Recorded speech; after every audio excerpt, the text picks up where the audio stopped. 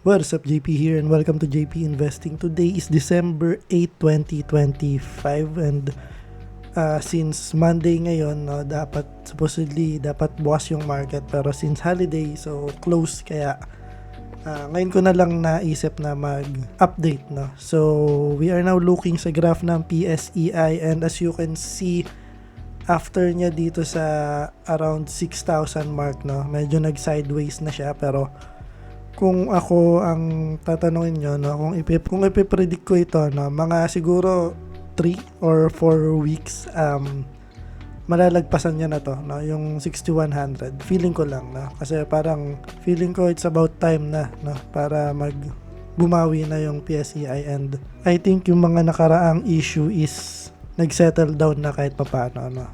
So ayun ang aking prediction. Let's see kung tama. So pag sinabi natin 3 to 4 weeks ay January, no? So first week ng January. So dapat na-bridge niya na yung 6,100. So let's see kung tama ang ating prediction. And with that being said, punta na tayo dun sa ating Excel file. So nandito na tayo sa ating Excel file, and nandito na tayo sa week number 111, which consists of December 1, 2025 hanggang December 5, 2025 na, which is nung nakaraang araw. So money invested wala, pero last week hindi ko nagawa ng video, pero nakapag cash in ako last week, no, ng 3,000 pesos. Nalagay ba natin? Ayan, nalagay. And ngayon is dividend received. Naka-receive tayo sa Globe ng 337.5 pesos. And stocks that we bought, wala. Pero last week, since nag-cash in tayo, no, bumili lang ako ng Semirara tsaka Philinvest REIT. So stocks that we sold, wala, and we have a total market value of 445,321.81 pesos. So ayun, halos flat lang siya nung compared dun sa last week, no.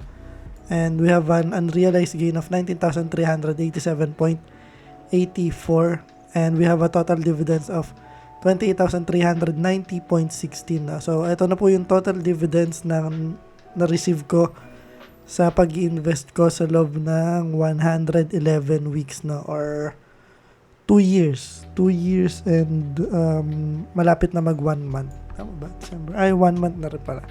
2 years and 1 month. So we have a total gain of 116,236.81. So ito po yung lahat-lahat na ng gains ko, kasama na dito yung dividends, yung mga na-take profit natin before, no.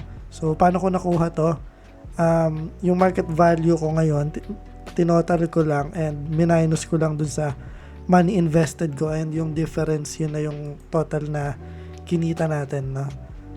Kasama na rin dito yung unrealized gain, no? So kaya siya pabago-bago. And we have a total percentage gain of 35.32%.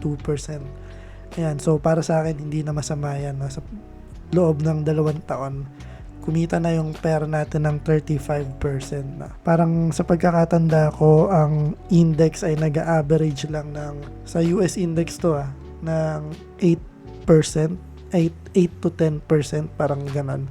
So we're happy na at least nalampasan natin yun, no? And we have a total money invested of 329,085 pesos. And so punta tayo sa dividends given. Ayan, so andito na tayo sa dividends total dividends na na-receive natin ng 2025, no. So nandito na tayo sa December. May nakapagbigay na yung Globe, and dapat yung Philinvest nung 5 pa, kaya lang sa Call Financial kasi minsan nade-delay ng isang araw yung pagbigay, no.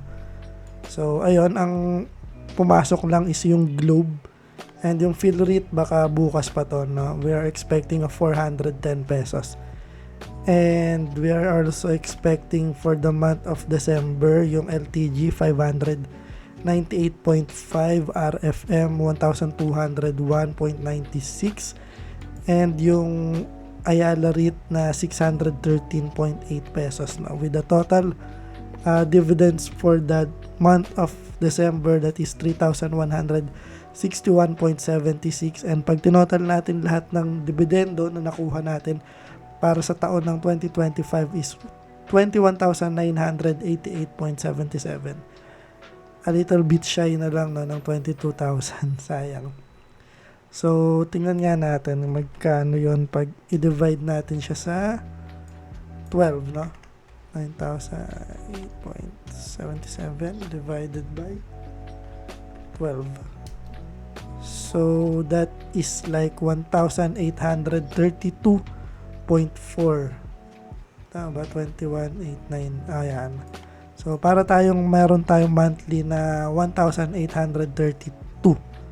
Na, so, hindi na rin masama, di ba? And, pinroject ko na rin sa 2026, expecting na hindi na ako magdadagdag, no? Dito sa mga shares ko. Wait nga lang. Semirara, 2-1, I-1-2, tsaka fill rate 9,000. Ayan. So, expecting, no, na hindi na ako magdadagdag sa 2026 is 27,721.33. And this is also expecting na hindi magbabago, hindi tataas, hindi bababa yung dividendo na ibibigay ng mga kumpanya. So, tingnan natin. Divided by 12. Ayan, so parang meron tayo next year na 2,310 per month, no, na dividendo. So, ayun, para sa akin, hindi na masama. So, maganda na yun para sa akin. And, syempre, tutuloy-tuloy pa rin tayo sa pag-invest, no, para mas lumaki pa yung dividendo natin balang araw. And, nakapag-declare na nga pala ng January yung Citicorp, no, na makaka-receive tayo ng 352.8. Grabe ang baba ng dividendo na ma-receive natin ng January. 300 lang, isang kumpanya lang. Ayun, so may gusto rin pala ako ipakita sa inyo, no. Ayan, itong estimated growth, no. So nag-start ako ng 2024, and ito yung total amount, deposited amount ko, no. And 2025, ito hindi ko nagawa to kasi ang total na invested amount ko lang ng 2025 is nasa 329. Grabe. Tingnan nga natin yung difference. Pero madadagdagan pa to, no? Kasi mag-invest pa naman, magka-cash in pa naman tayo. Pero I felt na hindi na ito aabot dito sa estimated kong deposited amount. Minus 417,773. Grabe, almost 100,000 yung difference. Pero ayun, magbabago siya, pero hindi naman siguro ganun kalaki kasi ito yung total value ko is halos maabot na natin dito eh. Kahit na konti lang yung na-deposit nating money, na 445,000. Actually, nag-peak nga tayo ng 456 eh. Muntik na nating maabot yung 459. Pero ayun lang, gusto kong ipakita lang pala dito is tinansya ko, no, yung gaano katagal or gaano kahaba, ilang taon yung gugugulin ko para yung dividendo ko is kaya niya nang i-sustain yung lifestyle na meron kami ngayon, no? Ngayon. So, ngayon kasing 2025, ito yung lifestyle namin na monthly na gastos, no, nasa 25,000 something, na. So, ayun. So, para i-sustain siya, kasi tinali ko dito, tiningnan ko sa 2024 at 2025, since nakuha na natin yung total dividend ng 2025. So, 22,000 ko na nga to eh. Parang yung total market value, 5% siya. No, 5% ng total market value yung nakukuha nating dividendo. No, itong yung 195,000, 5% niya is 9,600 something, and yung 459, 5% niya is nasa 22,000, no. So, tinalaga ko na lang na 5% ito. Annual growth, estimated lang naman na yung dividendo natin is 5% ng total market value, no. So, for example, itong 22,000, dinivide ko siya sa 12, which is 1,835, no. Yan yung monthly dividends na nakukuha natin. So, i-compare natin to total na gastos namin sa isang buwan ngayon. So, malayo pa, no? 25,000 total gastos namin. And yung dividend per month ko lang is 1,800. So, tinali ko lahat hanggang sa tinignan ko kung saan siya magtatali, no? Or saan sila magpapang-abot. And yun ay nagpang-abot ng year number 20. So, 20 years from now. So, if 30 ako ngayon, nasa 50 na ako bago makapag-retire, no? At syempre, kinonsider din natin dito, no, yung inflation. Actually, yung target ng government is 2% per year, no, na inflation. So, kada taon tumataas to ng 3%. Kinuha ko 3% para medyo safe lang, no.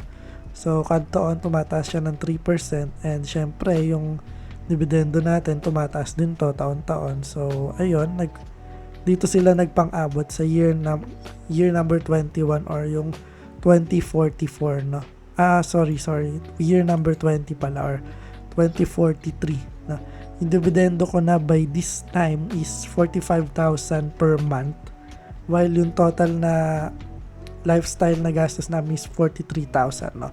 So at this point, I am expecting na pwede na ako mag-retire, no. Pero syempre, depende pa rin to sa magiging galaw ng market natin, no. And ayun, we'll see na lang, no. We'll see kung anong mangyayari. So ayun lang, punta na tayo dun sa comparison ng ating portfolio. Ayan, so nandito na tayo sa comparison ng ating portfolio. Yung pinakahuli nating update is November 21, 2025, and now naman is December 5, 2025. And A-REIT mula 42.9 naging 42.5 na lang siya, bumaba ng konti. ATI mula 31.75, mula 32.1 naging 31.75, bumaba rin ng konti. Costco mula 7 naging 6.95 na lang, puro pababa pala to. And Citicorp 3.55, ayun, tumas ng konti, naging 3.65 na siya.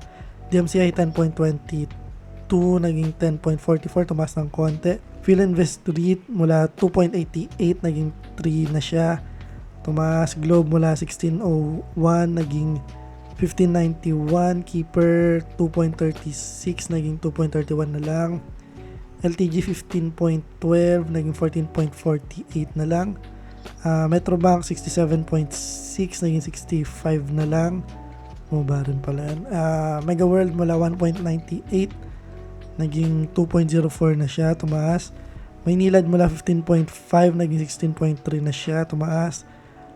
Plus mula 27.05 naging 22, baba.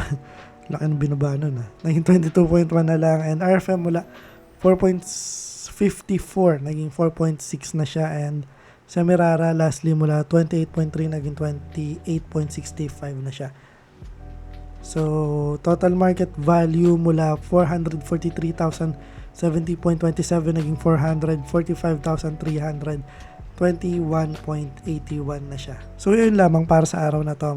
Maraming salamat sa mga patuloy na nanonood at sumusuporta. Kung hindi ka pa nakasubscribe, please consider subscribing to my channel para subaybayan mo yung aking weekly update na kung ano ba nangyayari dun sa portfolio ko. And ayun lang, that's all, and maraming salamat. JB out.